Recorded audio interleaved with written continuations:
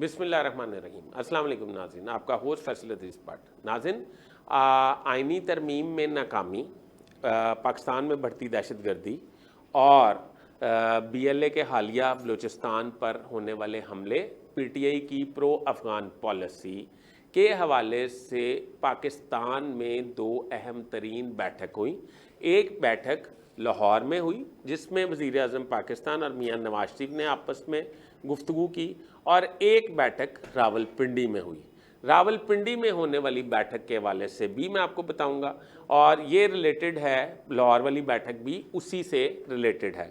پہلی بات تو میں آپ کو یہ بتاؤں گا کہ آپ یہ بات سن رہے ہوں گے کہ D G I S I اس وقت انڈر ٹرانسفر یا گھر جانے کے لیے تیار بیٹھے ہیں۔ آپ مختلف چینلز پہ یہ بات سن رہے ہوں گے۔ میرے پاس اطلاعات یہ ہیں کہ ملک میں جتنے حالات کشیدہ ہیں، ابھی لیفٹیننٹ جنرل ندیم انجم کو شاید کنٹینیو کروائے جانے کے حوالے سے غور و فکر کیا جا رہا ہے، پہلی بات۔ دوسری بات کہ یہی بات وزیر اعظم پاکستان نے میاں نواز شریف صاحب سے ڈسکس کی۔ ان کا بھی یہ خیال ہے کہ لیفٹیننٹ جنرل ندیم انجم جو ہیں وہ ان کو کنٹینیو کروا دیا جائے تاکہ حالات پہ کنٹرول کیا جائے، اس کے بعد اتنی بڑی چینج لائی جائے۔ اور آصف علی زرداری، کیونکہ ندیم انجم جو ہیں وہ کور کمانڈر کراچی رہ چکے ہیں، آصف علی زرداری بھی یہ سمجھتے ہیں کہ ندیم انجم کو کنٹینیو کروانا چاہیے۔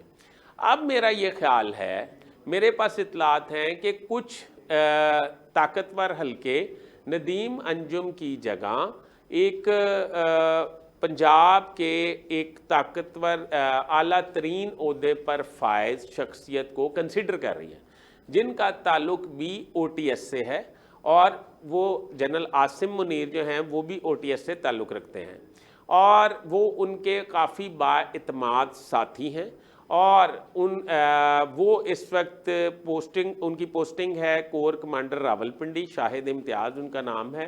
اگر ندیم انجم کو بھجوانے کا فیصلہ کر لیا جائے اور انہیں کسی ملک میں سفیر تعینات کرنے کا فیصلہ کر لیا گیا تو شاہد امتیاز ان کو ریپلیس کریں گے۔ شاہد امتیاز کی جگہ بھی ظاہری بات ہے کوئی بہت ہی امپورٹنٹ اور بااعتماد افسر کو پوسٹ آؤٹ کیا جائے گا، وہ ہیں لیفٹیننٹ جنرل عاصم ملک۔ عاصم ملک جی ایم ملک کے صاحبزادے ہیں، ان کے والد بھی لیفٹیننٹ جنرل ریٹائرڈ ہیں، اور مذہبی حوالے سے وہ کافی شہرت رکھتے ہیں، اچھی شہرت رکھتے ہیں مطلب۔ اور جی ایم ملک نائنٹیز کے دور کے ایک نامور سولجر، فوجی افسر گردانے جاتے ہیں۔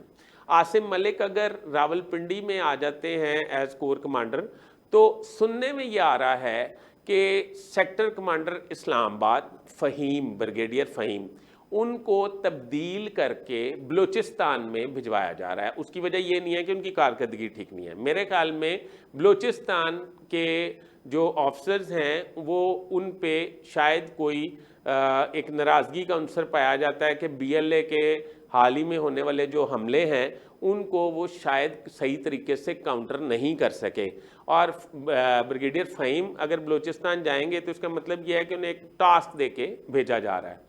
اب اس کے بعد آپ اگر یہ سمجھیں کرنل فائق ہیں، ان کو کرنل فائق کو کرنل سیف ریپلیس کریں گے۔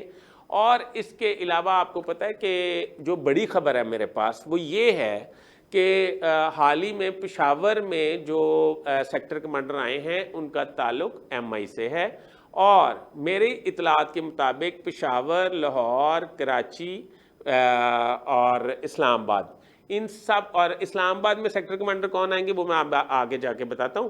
تو ان سب کو آئی ایس آئی سے ریلیٹڈ یا انٹیلیجنس کور سے جو انٹیلیجنس کور کے جو آفسرس ہیں ان کی جگہ ایم آئی کے آفسرس کو ترجیح دیے جانے کے بھی واضح امکانات ہیں، اور یہ سیکٹر کمانڈر اب آگے سے جو ٹرانسفر پوسٹنگ ہوں گی اس میں ایم آئی کی کو فوقیت حاصل ہوگی ایز سیکٹر کمانڈر۔ بریگیڈیئر عمر ہیں، آئی ایس پی آر میں سرو کر رہے ہیں، وہ پوسٹ آؤٹ ہو سکتے ہیں سیکٹر کمانڈر اسلام آباد۔